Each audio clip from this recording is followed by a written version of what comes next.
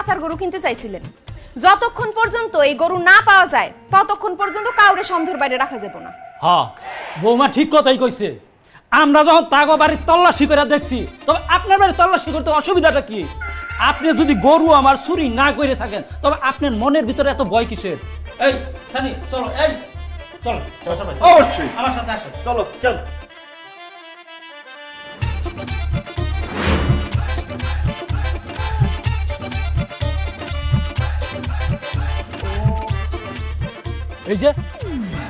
এই যে আমার গরু, এই যে সি সি সি তালুকদার সাহেব, আমার গরু আপনার বাড়িতে, তার মানে আপনি আমার গরু চুরি করছেন?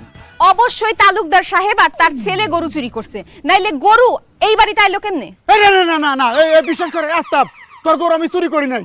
আপনার বাড়িতে গরু পাওয়া গেছে তালুকদার সাহেব, আর আপনি বলতেছেন গরু আপনি চুরি করেন নাই। এখন তো এই কথা কেউ বিশ্বাস করবে না, যেহেতু